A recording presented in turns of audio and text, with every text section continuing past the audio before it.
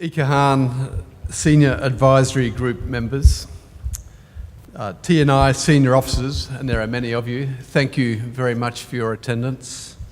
IKAHAN members and friends, ladies and gentlemen, it is a great pleasure to be here. Could I also make a special call out to the group that graduated from Lemhanas today. I think there are about 10 of you here today, including our next head of the Australian Defence Staff. Congratulations to you.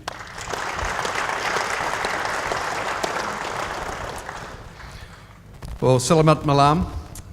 It is great to be here, and I want to start my remarks also this evening by offering my condolences on the tragic loss of so many lives as a result of the air disaster yesterday and of the recent natural disasters in Lombok and Sulawesi. Our Chief of Defence and my predecessor, General Angus Campbell, has personally conveyed his condolences to Panglima, and I recognise also the T&I response to both of these events, unfortunate events, was rapid and effective. The Australian Defence Force is proud to be working alongside T&I and making a genuine contribution to recovery efforts in Sulawesi. I'm very pleased to be back in Indonesia, and as you've heard, I've been here a number of times, but this is the first time since I became the Chief of Army a few short months ago. The first of, I hope, many visits over my 4 years in this role. It is great to be able to build upon the long-term involvement in our relationship, most recently as Deputy Chief of Army for a few years, where I was responsible for our annual Army-to-Army staff talks. I'm grateful to General Mulyono for his generosity in enabling me such a comprehensive visit to Indonesia this week. Last night at an official dinner, I had the opportunity to thank him personally for his stewardship of our bilateral relationship over the past few years. I also offered him sincere congratulations on his distinguished service as CASAD. Yesterday, General Mulyono and I had a meeting that reinforced the depth and breadth of the relationship between our two armies. There is a lot going on. At the dinner last night, I highlighted some of the activities over the last 18 to 24 months. I think this audience may be interested in hearing some of the high points. These have included the 25th anniversary of the Aus-Indo-SOF in July this year, the inaugural participation by Kostrad in Exercise Wirajaya last month, the recurrence and mutual benefit of the Junior Officer Combat Instructor Training, or JOSIT, which has been held every year as a foundation activity since the 1980s, I should say. And what I really like about JOSIT is how it works to get our junior leaders together early in their careers.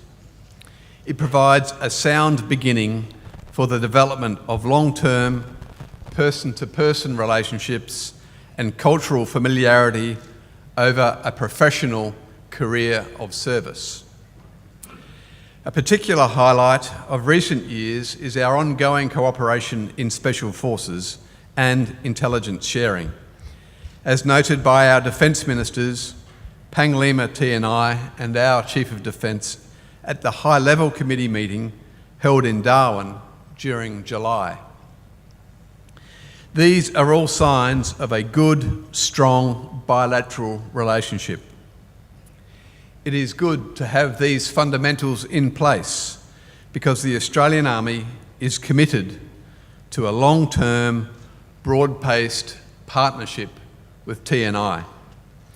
Which takes me to my topic tonight, land power and partnering in the Indo-Pacific. Partnership was a key theme at my Chief of Army's Land Forces Conference in Adelaide during September of this year. and I was pleased to host Wakasad, Lieutenant General Tatang Suleiman, and many other senior officers from the region in Adelaide to share ideas and to discuss matters of mutual interest. The conference heard that partnerships, joint, bilateral or multilateral, are an enduring aspiration. Partnerships are an effective way of generating and sustaining land power because we can do so much more when we work together. Each different organisation brings its unique strengths and abilities to the problem at hand. It has been shown time after time that such diversity of approach leads to the development of better solutions. Good partnership is occurring right now between our forces as part of our bilateral relationship and formalised in a program endorsed at the highest level. Some of the activities I mentioned a few minutes ago are great examples of what can be achieved. In particular, I think the 25th anniversary of our counter-terrorism relationship is a significant achievement that our training in both our armies has benefited from. The recent exercise Virajaya with Kostrad, where we included air-ground integration with armed reconnaissance helicopters for the first time, is an example of how partnerships can assist the introduction of new or different techniques and procedures. There is always something we can learn from each other. Open commitment to partnerships, such as that between the Australian Army and the TNI, builds trust. And trust is an important starting point to build the understanding necessary for addressing the shared challenges we face in an era of technological disruption and change within the Indo-Pacific region.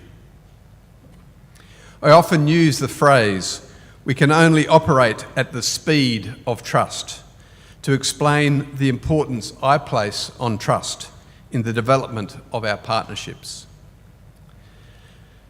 Sometimes our partnerships become multilateral, something which can be very helpful if you consider the composition of the region we share.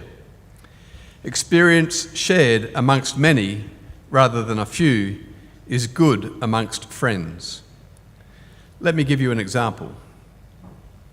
I mentioned many senior leaders from our partner nations in the region attended my Land Forces conference in Adelaide. A lot of ideas were exchanged. Of great interest to all was an excellent presentation given by the recently retired Commanding General of the Philippine Army, Lieutenant General Rolando Batista, during a panel on countering violent extremism. General Batista gave a comprehensive presentation on the liberation of Marawi in the southern Philippines.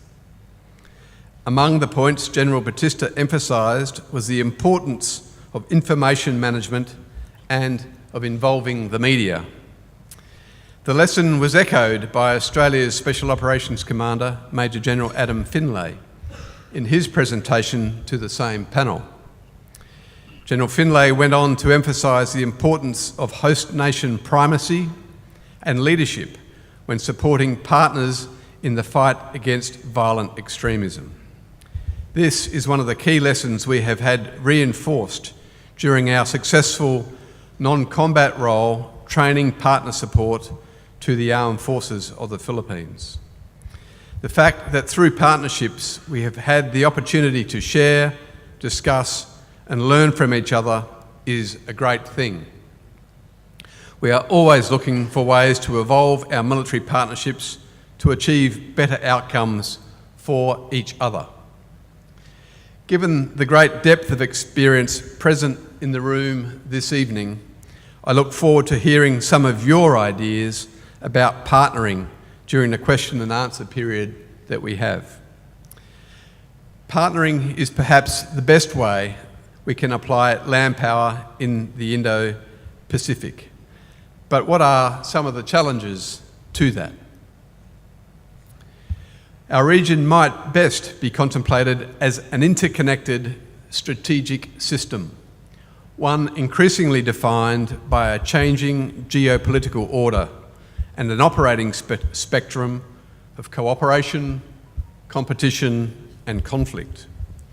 Australia and Indonesia are friends, operating at the cooperation end of this spectrum. But we face shared challenges to the maintenance of the peaceful order we cherish in an era of rapid technological disruption and change. How well we manage this and make the necessary changes within our armies to deal with it will shape the utility of land power in the decades ahead. As Chief of the Australian Army, I see addressing this as my biggest task. That is why I recently released the Australian Army's Futures Statement called Accelerated Warfare. It is designed to stimulate our thinking as an integral part of a joint force in a rapidly changing region. It provides a framework to meaningfully consider what that might mean for our Army and how we contribute to the joint force and Australia's national security. Within this accelerating environment, Australia's Army operates on the land, from the land and onto the land, across all domains, including cyber, space, maritime and air. This is challenging now, and I think it will remain so.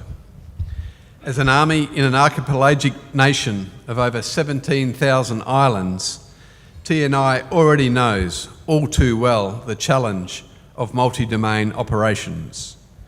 There is probably many things we can learn from Indonesia about addressing some of these challenges. Accelerated warfare as a concept is meant to provide a start point for thinking. It is not an answer. It promotes a contest of ideas.